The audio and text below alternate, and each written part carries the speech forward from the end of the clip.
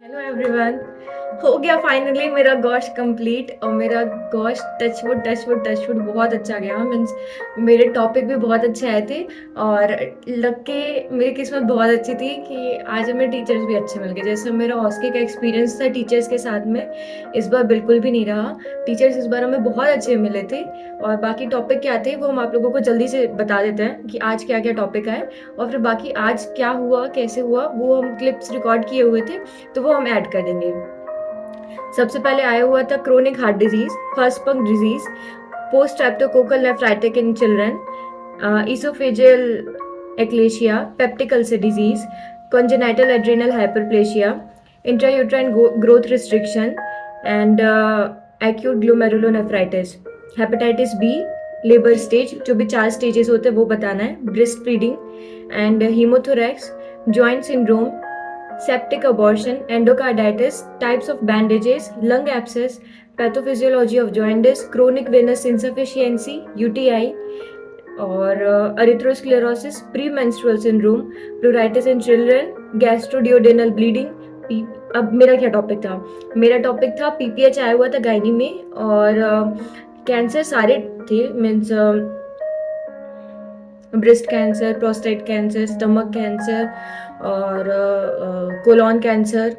तो ये कैंसर सारे कैंसर्स आए थे और इसमें ये बताना था कि अगर जो फैमिली डॉक्टर है वो कैसे ट्रीट करेगा, तो ये चीज़ बताना था। वो क्यों कर रहा है, स्क्रीनिंग करना था, तो स्क्रीनिंग में क्यों करते हैं, स्क्रीनिंग क्या होता है, स्क्रीनिंग ये सारी चीज़ें बताना था। स्क्रीनिंग हम लोग हमेशा नॉर्मल पेशेंट पे करते हैं, डिजीज़ वाले पेशेंट में नहीं करते हैं, तो ये चीज़ एक बताना था। और उसके बाद में क्या क्या रहता है वो सारी चीज़ें बताना था। और उसके बाद में एंडोकार्डाइटिस आया था चिल्ड्रंस में, और ब्लीडिंग आया था और ब्लड ट्रांसफ्यूजन आया था, और साथ में वही ब्लड ट्रांसफ्यूजन में था कि आरएच इम्यूनाइजेशन होगा तो क्या होगा, ये सारी चीज़ें आई हुई थी। तो ये मेरा टॉपिक था। और अगर आप लोग नोटिस कर रहे होंगे तो ये जो मेरा टॉपिक था, पता नहीं आज का मेरा लक कितना अच्छा था कि ये मेरे फ्रेंड का टॉपिक आया हुआ था और कल हम रात में इसे रिवाइज किए थे ये सारे टॉपिक को एक बार। और आज सुबह उठने के बाद में ये एबीओ ब्लड ग्रुपिंग ये सारी चीज़ें देख लिए थे और आज मेरा वही सेम टू सेम 200 वेरिएंट आ गया और खुद से उठाना रहता है और मेरे हाथ में वही 200 वेरिएंट आया जो मेरे फ्रेंड का वेरिएंट आया हुआ था और यही सारे क्वेश्चंस आए थे। और लक मेरे इतना अच्छा था, टचवुड कि हमें टीचर्स भी बहुत अच्छे मिले। वो हमसे ज़्यादा क्रॉस क्वेश्चनिंग नहीं किए, मीन्स थोड़ा सा ही किए थे।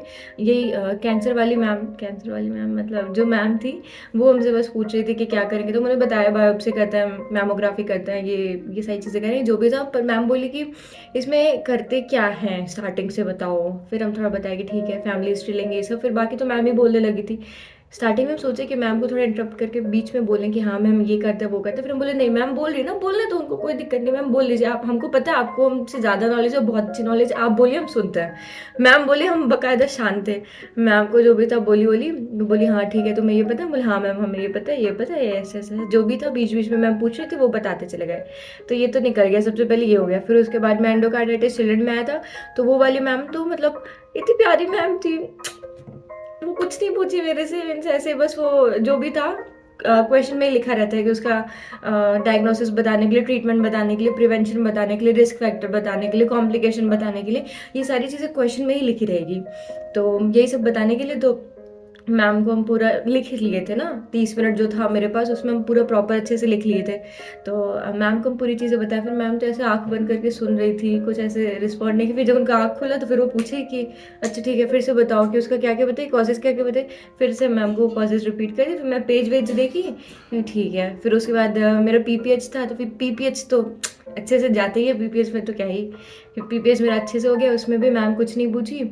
बीच में शायद वो कुछ क्वेश्चन पूछी थी कि क्या क्वेश्चन था, ये ट्रीटमेंट से रिलेटेड मैम का कोई क्वेश्चन था। तो मैम को हम लोग मतलब हम बता दिए थे कि मैम ऐसा ऐसा होगा तो ये करेंगे वो करेंगे, ऐसा ऐसा जो भी था ट्रीटमेंट बता दिए थे। फिर उसके बाद में क्या बचा, वही ब्लीडिंग वाला था, तो मैं ब्लीडिंग का डेफिनेशन बताना था, ये सारी चीज़ें आई हुई थी। तो मैं सर को बताया पूरा। फिर सर बीच में और उसमें एनाटमी और ये सब पूछने लगे थे, तो ठीक है वो सब भी बता दिए सर को, इंटरनल ब्लीडिंग होगा या एक्सटर्नल ब्लीडिंग हो सकता है, फिर पेशेंट शॉक में जा सकता है, ठीक है हाइपोवोलेमिक शॉक में जाएगा, ये सारी चीज़ें होगी जो भी हो रहा था वो सब सर को पता। उसमें भी फिर सर अपने से ही पूरा बोलने लगे। फिर बहुत बोले सर उसमें तो मेरे को बोलने का मौका ही नहीं था। मैं इतने अच्छे से आज सुबह-सुबह पूरे एबीओ ब्लड ग्रुपिंग अच्छे से रिवाइज़ करके गए थे कि डोनर क्या है, यूनिवर्सल डोनर क्या है, यूनिवर्सल एक्सेप्टर क्या है, ये सारी चीज़ें पढ़ के गए थे। सब उसमें लिखे जो पेज मिला था उसमें सब कुछ लिख लिए थे कि वहाँ जाके अच्छे से समझाएँगे, पर वो सब मेरे को बोलने का मौका ही नहीं मिला। सर ही बोल रहे थे। मैं बोली हाँ सर, हाँ, हाँ, yes sir, yes, yes, yes. पूरे टाइम आज मेरे को बस ऐसे ही करना पड़ा। फिर सर बोले ओके गो। ठीक है, मेरे को क्या जा रहा है, हो गया ना, मेरे को जितना बोलना था उतना बोल दिए। आर्टरीज़, वेन्स, ये सारी चीज़ें पूछे थे। पूछते हैं मेरे से, मतलब मेरे साथ तो ऐसा होता है टीचर्स मेरे से पूछते ही हैं, बट पूछे मेरे से अच्छे से, बता दिए उनको।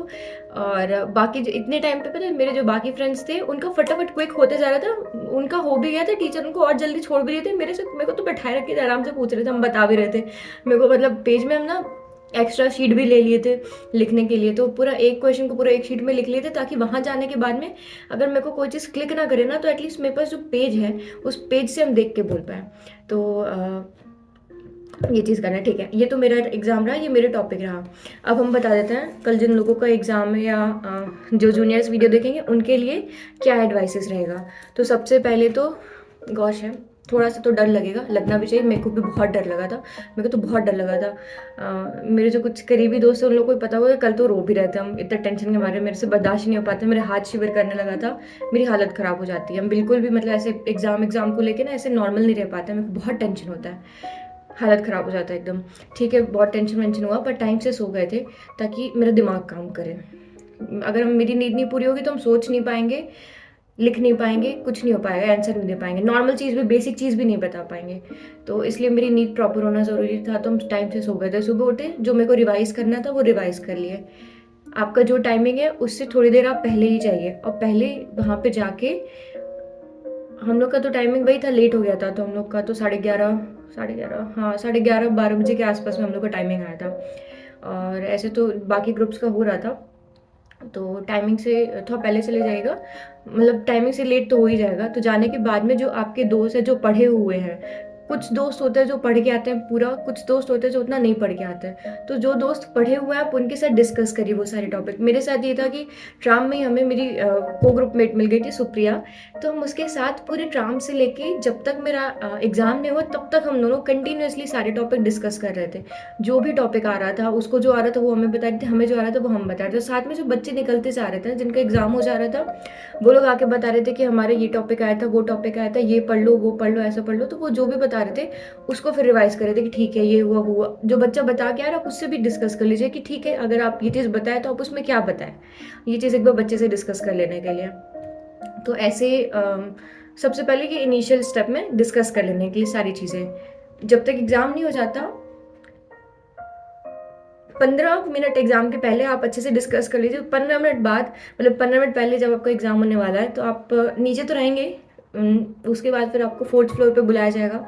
4th फ्लोर पे जाके थोड़ी देर आपको रुकना रहेगा, क्योंकि ऊपर ऑलरेडी आपके, जैसे एक बार में 3 ग्रुप को बुला रहे ना, तो 3 ग्रुप में से मान लीजिए हम लोग के साथ तो ये था कि 59 को बुला, तो 59 का हो रहा था, तब तक 60-61 नीचे थे, 62 भी हम लोग के साथ में ही 4th फ्लोर पे रुके हुए थे।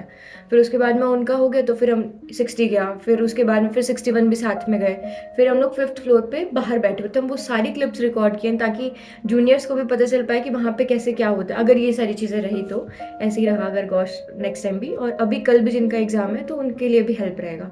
तो वो सारी चीज़ें रिकॉर्ड किए, हम आपको क्लिप ऐड कर दिए थे, लास्ट में आप लोगों को मिल जाएगा। तो वहाँ पे जाके आपको बैठना है, उस टाइम पे पैनिक नहीं करना है, आराम से, हाँ ठीक है, जितना आता है उतने पे कॉन्फिडेंस रखना है। मेरे साथ ये होता है, मेरे को जितना एनजाइटी होना था वो कल रात में हो चुका था, तो आज हम सुबह से टचवुड ऐसे हो गए, तब जो होगा देख लेंगे। अब हो गया, इतना पढ़ लिया है कि अब बोल सकते हैं, अब हो जाएगा, इतना कॉन्फिडेंस आ गया था। फिर उसके बाद में गए, फिर वहाँ पे बैठे हम लोग 5th फ्लोर पे। फिर धीरे धीरे करके जो सीक्वेंस है उस सीक्वेंस से बच्चों को बुलाते जा रहे थे, 3-3 बच्चे करके बुला रहे थे अंदर। तो जैसे 3 बच्चों को अंदर बुलाए, लाइब्रेरी इस साइड है ना, तो लाइब्रेरी के इस साइड में जो रूम है वो खाली है, तो उसमें आपको बुलाएंगे। फिर वो 3 बच्चे आप लोग जाएंगे। जाने से पहले बाहर एक मैम है, मैम आपको क्या करेंगी कि एक शीट देंगी, सबसे पहले एक वाइट जो A4 साइज पेपर होता है वो दे देंगी, और आपको बोलेंगी कि बगल में चिट रखा हुआ है बहुत सारा, मीन्स चिट्टा, सॉरी, वेरिएंट्स कार्ड्स वो सारे रखे हुए हैं, तो उसमें से आपको कोई भी एक सेलेक्ट करना है। वहाँ पे टीचर हो सकता है, अगर आप कुछ गड़बड़ करने की कोशिश की कि एक बार में 2-3 उठा लिए और उसमें से एक जो भी आपको पसंद आ रहा है वो पढ़ लिए, तो उसमें मैम थोड़ा गुस्सा करने लगती है। बट अगर आप वो भी टेक्निक एक बार अपना के देख सकते हैं। हम तो नहीं किए थे, हमें तो था कि जो भी आएगा देख ही लेंगे। अब तो हम जो भी पढ़ा एक ही बार में हाथ में उठा लिए, क्वेश्चन भी नहीं देखे पूरा क्या था, बड़े-बड़े क्वेश्चन थे मेरे, अच्छे खासे सब बड़े-बड़े क्वेश्चंस थे। तो बस एक ही चट उठा लिए थे और उठा के फिर मैम जो भी कार्ड का नंबर था वो नोट डाउन की और फिर मेरे को अंदर भेज दी थी। तो ऐसे ही अंदर जाने के बाद में 2 रोज़ है वहाँ पे और दूर-दूर में एक बेंच पे 2 बच्चों को बैठा रहा है, पर एकदम दूर-दूर में बैठा रहा है। तो वहाँ पे बैठा दिया गया था, जहाँ पे बच्चों को खुद से बैठा रहे हैं मैम लोग। आप अपनी मर्ज़ी से नहीं बैठ सकते कि यहाँ बैठना है, वहाँ बैठना है। मैम ही वहाँ पे जो हैं वो बैठा देंगी आपको कि आप यहाँ पे बैठिए, यहाँ पे बैठिए। फिर वहाँ पे बैठा दिया गया था। फिर उसके बाद में जो भी क्वेश्चंस थे आप उसको लिखना उसी टाइम से स्टार्ट कर दीजिए। एटलीस्ट जितना क्वेश्चंस आ रहा है आपको, जो भी दिमाग में आ रहा है उस टॉपिक से रिलेटेड जो भी होगा वो सारी चीज़ें लिखना चालू कर दीजिए। उस बीच में अगर आपको कोई चीज़ डाउट हो रहा है तो आप अपने फ्रेंड से पूछ सकते हैं। इस साइड वाले फ्रेंड से, उस साइड वाले फ्रेंड से, उस साइड वाले, उस साइड वाले, उस साइड वाले, उस रो वाले, या जिस साइड भी आप बैठे हैं आप अपने फ्रेंड से एक बार डिस्कस कर सकते हैं कि ठीक है इसका चल रिस्क फैक्टर बता दे या इसका प्रिवेंशन बता दे। भले ही वो एक शब्द भी बता देना तो आपके लिए वो वहाँ पे प्लस पॉइंट हो जाएगा। तो इसीलिए पढ़ के जाना है, सबको ही पढ़ के जाना है ताकि आपस में आप लोग डिस्कस कर पाएँ। ये चीज़ बहुत ज़रूरी है। अब रही बात मोबाइल से अंदर हो रहा है कि नहीं, यार ओपनली अपन इस चीज़ को बात करते हैं, ठीक है? मोबाइल से करना है कि नहीं करना है, अंदर ले जा सकते हैं कि नहीं, बहुत रिस्क है इसमें। अगर पकड़े गए तो फिर थोड़ा ले लेते हैं मोबाइल और एक बार निशाने में भी आ जाता है बच्चा। तो मोबाइल वाला तो रिस्क है, ना ही करो तो बेटर है। खुद से ही हो जाएगा, क्वेश्चंस ईज़ी आ रहे हैं तो खुद से ही हो जाएगा। बस पढ़ के जाना है, आपस में पढ़ के जाओ और जो भी हो रहा है एक दूसरे को बता दो। तो ऐसा-ऐसा करके रहेगा तो हो जाएगा वो चीज़, आपस में डिस्कस करके कर लेना। अब ये नहीं कि चारों का चारों क्वेश्चन कोई एक बच्चा बैठ के पूरा उस दूसरे वाले बच्चे को बताए, तो ये भी पॉसिबल नहीं है, ये भी नहीं हो पाएगा। कोई एक एक शब्द बता सकता है, उसका डेफिनेशन बता सकता है, तो बाद में उसको पूरा रामायण कथा आपको खुद से ही लिखनी है। तो ये चीज़ आपको करना है। वो एक बार हो जाए वहाँ पे तो आपका वो 30 मिनट में आप पूरा एक-एक लाइन, ताकि आप टीचर के सामने जाने के बाद में ना आपको एक भी सेकंड वेस्ट नहीं करना है सोचने में कि इसमें ये चीज़ बोलना है या इसमें वो चीज़ बोलना है या इसमें ये पॉइंट ऐड करना है, इसमें वो पॉइंट ऐड करना है, वो वेस्ट नहीं करना है वहाँ पे। टीचर अगर कोई क्रॉस क्वेश्चनिंग कर रहा है तो उसको सोचने में आप वहाँ पे टाइम लगा सकते हो, बट अदरवाइज़ आपको जो भी चीज़ लिखना है आप वो पूरा अपने उसमें शॉर्ट नोट्स बना के, मीन्स पूरे लंबे लाइन में इज़, द, डैट, ये, आर, वी, अस, ये सब लिखने की ज़रूरत नहीं है। आप शॉर्ट में सिर्फ ऐसे ब्लीडिंग हो रहा है, हाँ ठीक है ये चीज़ है, पीपीएच है, हाँ ठीक है, क्या होता है वेजाइनल ब्लीडिंग, ऐसे मतलब वर्ड्स करके लिखना है। फालतू की जो वर्ड्स हैं उसको काट के सिर्फ अपने समझने के लिए, क्योंकि वो जो पेज है वो मैम नहीं सबमिट करनी या कहीं पे भी सबमिट नहीं होगा, ना उसके नंबर मिलने वाला है। तो भले ही रद्दी हैंडराइटिंग में लिखिए, आपको समझ में आना चाहिए जो भी आप लिखें वो लिख के फिर आपका 30 मिनट हो जाएगा। फिर मैम बुला लेंगी बाहर से, या डीन मैम आती हैं बुलाने के लिए, फिर मैम आ जाएंगी बुलाने के लिए। तो आपको फिर अंदर जाना रहेगा। लाइब्रेरी में आप एंटर करेंगे तो वहाँ पे 2 बेंचेस बैठी हुई हैं, लगी हुई हैं, एक इधर और एक इधर। तो सामने में भी वहाँ पे भी आपको 2 बच्चे इधर, 2 बच्चे इधर, दूर-दूर बैठाए जाएंगे। पर तो भी वहाँ पे भी आप, मैम खड़ी रहेंगी, असल मैम उधर सामने खड़ी हैं, पर अगर आपको वहाँ पे मौका मिल रहा है तो आप एक बार डिस्कस कर सकते हैं फिर से वहाँ पे एक बच्चे से, कोई भी बच्चे से, कि ठीक है इसका क्या होगा बता दीजिए या इसका क्या होगा बता दो। तो वहाँ पे एक डिस्कशन हो सकता है। तो मतलब जो पॉइंट छूट गया है या इम्पॉर्टेंट है कोई चीज़, वही चीज़ पूछना है, क्योंकि हो सकता है सामने वाला इंसान गलत बता दे। तो इस चीज़ पे अपने पे विश्वास रखें कि यार इतना तो मैं कर लिया हूँ, कितने में हो जाएगा, बट उसके बाद में अगर कोई चीज़ लग रहा है तो एक बार पूछ लेते हैं, या उस इंसान को कंफर्म है कि वो चीज़ आ ही रहा और एकदम करेक्ट बता रहा है, तभी उस पर ट्रस्ट करके वो चीज़ लिखना है। लिख लेने के बाद में फिर मैम वहाँ पे रहेंगी, फिर वो बता देंगी आपको कि आपको कहाँ जाना है। जैसे-जैसे बच्चे खाली होते जाएँगे ना मैम सर के पास में, वैसे-वैसे वो जगह पे आपको टीचर्स भेजते रहेंगे। ऐसा नहीं है कि आपको अपनी मर्ज़ी से वो टीचर मिल जाएँगे या आपको उनके पास जाना है, या वो टीचर अच्छे नहीं है तो आप उनके पास नहीं जा सकते। ये सारी चीज़ें अपने हाथ में नहीं है। वो आपकी किस्मत के ऊपर है कि आपको कैसे टीचर्स मिलेंगे।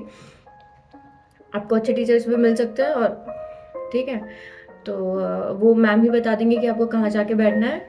तो आप वहाँ पे जाके बैठिए, टीचर्स के पास जाके जो भी विश करते हैं विश करके आप बैठ जाइए। फिर उसके बाद अपना बताना चालू करिए, जो भी आप, वो आपका पहले कार्ड नंबर देखेंगे कि आपका क्या कार्ड नंबर है। उसके बाद में फिर क्वेश्चन नंबर 1 जिनका भी, जिस भी टीचर का होगा, तो फिर वो आपसे बोलेंगे कि ठीक है क्वेश्चन नंबर 1 के बारे में बताओ। तो आप क्वेश्चन नंबर 1 के बारे में जो भी डाटा लिखे आप उनको बताना अपना चालू कर दीजिएगा। उनको बीच में जो भी लगेगा वो क्रॉस क्वेश्चन कर लेंगे, या तो हो सकता है आप एक बार में पूरा ही अपना जो भी लिखे वो बता दीजिए, फिर बाद में टीचर क्रॉस क्वेश्चनिंग कर लेगा।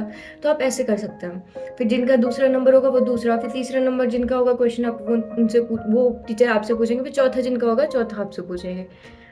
चारों क्वेश्चंस बताने हैं और चारों में एटलीस्ट इतना करना है कि 3 तो सही होना ही चाहिए। एक भले ही थोड़ा गड़बड़ हो जाए, पर एक भी गड़बड़ हो तो वो आधा गड़बड़ हो। ऐसा भी नहीं कि उसमें पूरा ही है एकदम ब्लैंक आउट हो गए, कुछ भी नहीं बताए हैं, ऐसा नहीं करना है।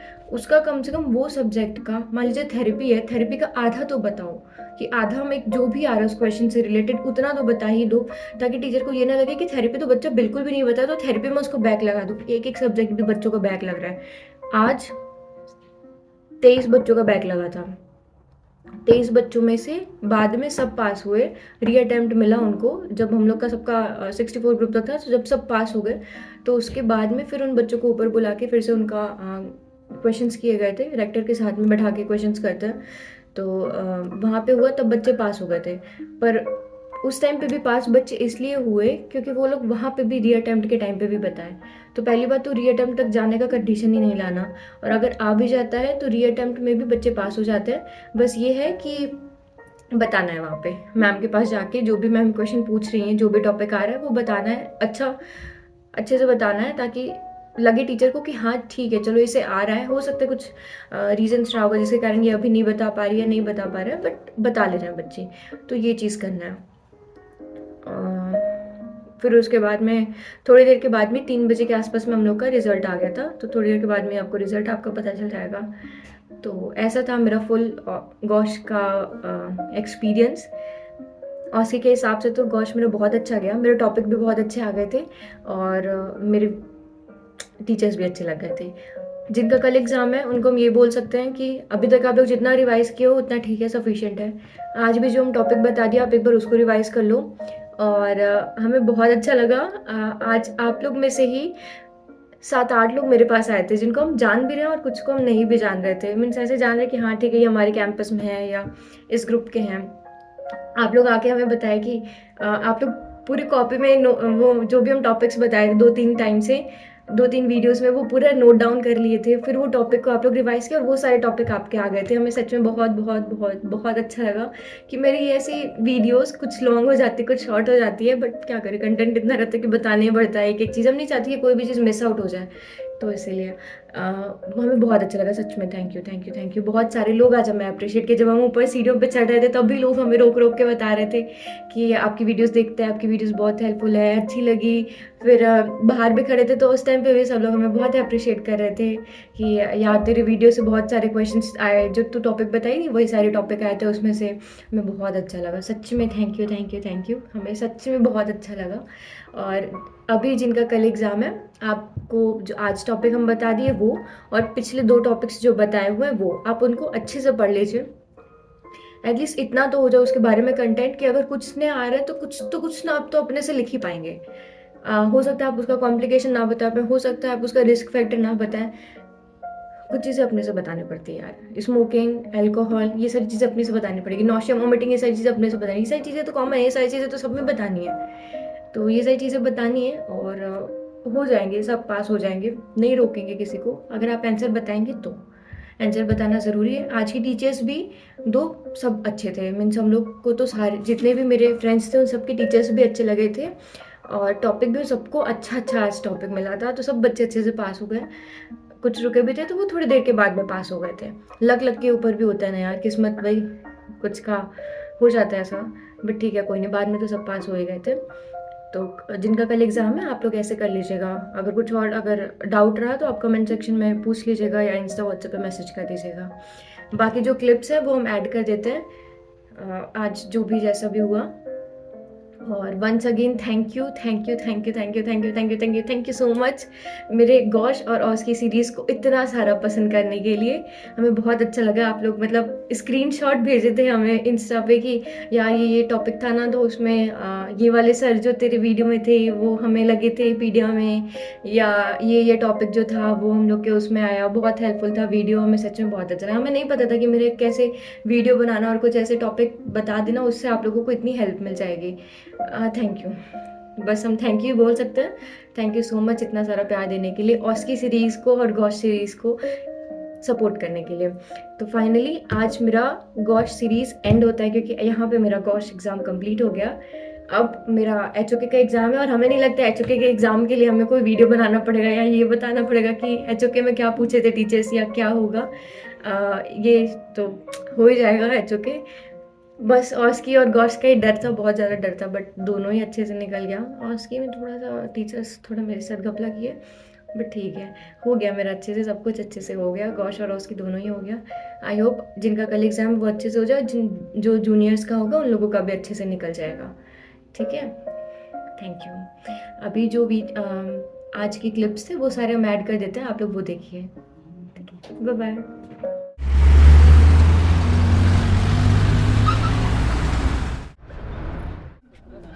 वही तो अपने साथ तो बुरा ही हो गया, फुफड़ी का जब भी होगा।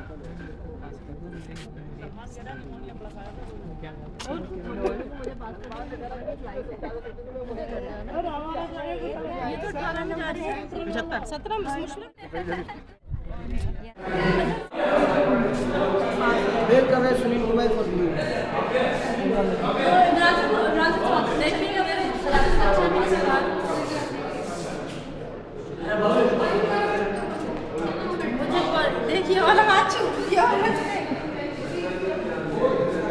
कैसा लग रहा है एग्ज़ाम में? मैं तो बहुत कंफर्ट फील कर रहा हूँ। आई होप कि मेरा एग्जाम सब अच्छा ही बहुत जाएगा। ज़्यादा नर्वसनेस लग रही है, पता नहीं क्या हो। दुआ है कि अल्लाह बेहतर करे। बहुत टेंशन है। यहाँ पे डिहाइड्रेशन, एंजाइटी सब कुछ होने लगा है, इतना टेंशन के मारे। बस यही है जो बस खुश है, इसी को टेंशन फ्री है, इसी को कोई एग्जाम नहीं हंसे। बाकी हम लोग की तो एकदम ही हालत खराब हो रखी है भाई। गॉश एग्जाम है, इजी तो नहीं है बिल्कुल भी, पर देखते हैं अभी क्या होगा। हम लोग अंदर आ गए, अभी बाकी ग्रुप चल रहे 58 तक चल रहा है, उसके बाद फिर हम लोग का टर्न आएगा। टेंशन तो बहुत है, बहुत टेंशन, भयंकर टेंशन है कि क्या कैसे होगा, देखते हैं फिर। यहाँ पे 5th फ्लोर पे हम लोग वेट कर रहे हैं अपने टर्न का, और यहाँ से जो वो एक लड़का निकल रहा है ना, वहाँ पे एंट्री है 30 मिनट लिखने के लिए। या मेरा गॉश एग्ज़ाम, मेरे जो टॉपिक आए थे गायनी में था मेरा PPH, और उसके बाद यस पास सलमान पास हो गया है। गायनी में था मेरा PPH, और दो और कौन कौन से टॉपिक थे, एक था वही ब्लड ट्रांसफ्यूजन वाला, और एक फैमिली डॉक्टर। अगर कैंसर है, सारे कैंसर थे उसमें, ब्रेस्ट कैंसर और प्रोस्टेट कैंसर, स्टमक है, और जितने भी कैंसर थे वो सारे कैंसर ऑल टाइप था। उसमें फैमिली डॉक्टर क्या करेगा, क्या रोल रहेगा, वो कैसे करेगा, क्या स्क्रीनिंग रहेगा, एक ये क्वेश्चन था। और एक और कौन सा बच गया, PPH हो गया, ये हो गया, हाँ एंडोकार्डाइटिस था, तो बच्चे में था एंडोकार्डाइटिस, तो उसमें हम लोग क्या करेंगे, उसका डायग्नोसिस ट्रीटमेंट ये आया था। मेरे 3 क्वेश्चन तो सही गए, मीन्स जो कैंसर वाला था, कैंसर वाले में बताया कि क्या क्या करना है। फिर मैम बोली थी कि हम बताए कि स्क्रीनिंग करते हैं वो नॉर्मल पेशेंट्स में करते हैं। डायग्नोसिस जो होता है हमेशा वो जो पेशेंट इल रहता है, जो परेशान रहता है हमेशा, जिसकी तबीयत खराब रहती है, उसमें हम लोग वो करते हैं। ऐसे तो बता रही थी। फिर मैम बोली कि क्या क्या देखोगी, क्या क्या करेंगे स्क्रीनिंग, तो हम वो सब बताया पूरा कि मतलब मैमोग्राफी करते हैं, ये करते हैं, बायोप्सी लेंगे, कैंसर है तो ये सारी चीज़ें बताया। बट फिर मैम बोली थी और क्या करेंगे इसमें, सबसे पहले क्या करते हैं इनिशियल ऐसा वैसा, तो बताया मैम को कि हम लोग इसमें मतलब क्योंकि वो फैमिली डॉक्टर है तो उसको ऑलरेडी हम लोगों के सारे कंडीशंस को पता होगा कि फैमिली में और ये चीज़ किसको किसको हो चुका है, तो फिर उस हिसाब से वो ट्रीट करेगा हम लोगों को, कहीं ये किसी और को ना ट्रांसफ़र हो।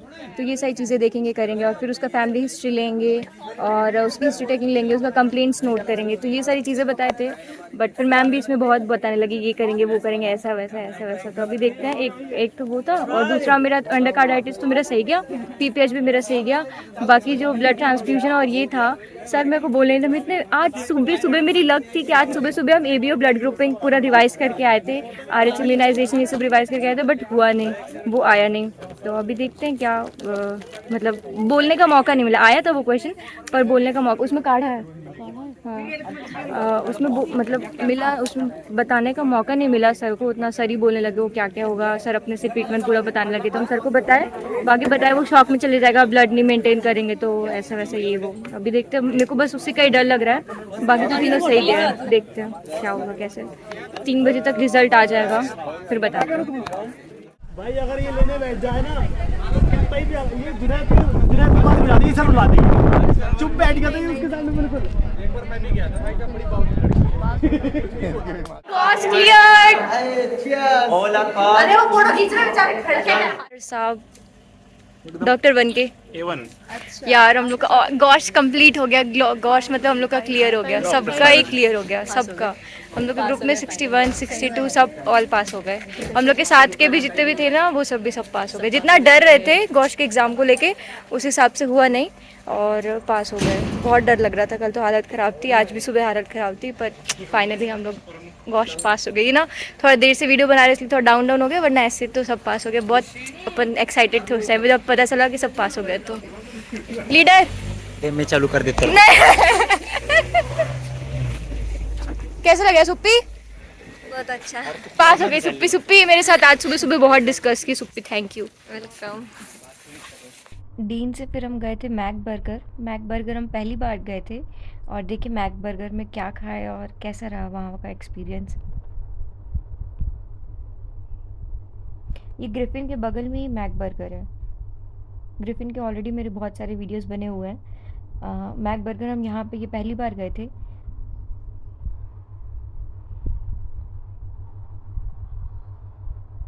यहाँ पे सिटिंग अरेंजमेंट बहुत अच्छा है, अंदर भी बैठ सकते हैं और बाहर भी बैठ सकते हैं।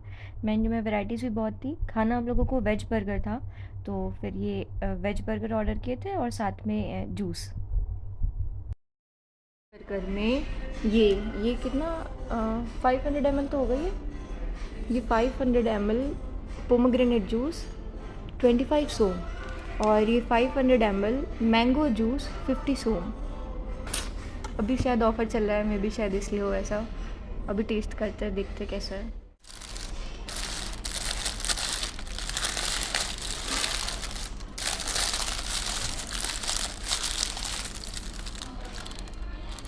बर्गर भी अच्छा है, बर्गर भी बहुत टेस्टी है। साथ में ना इतने सारे फ्राइज़ भी दिए हैं। और अगर यही चीज़ हम लोग BFC में खाने जाते हैं तो वो लोग टिक्की वाला बर्गर नहीं देते ना, वो लोग सिर्फ नॉर्मल फ्राइज़ वाला बर्गर दे देते हैं और फ्राइज़ भी नहीं देते ऐसे अलग में।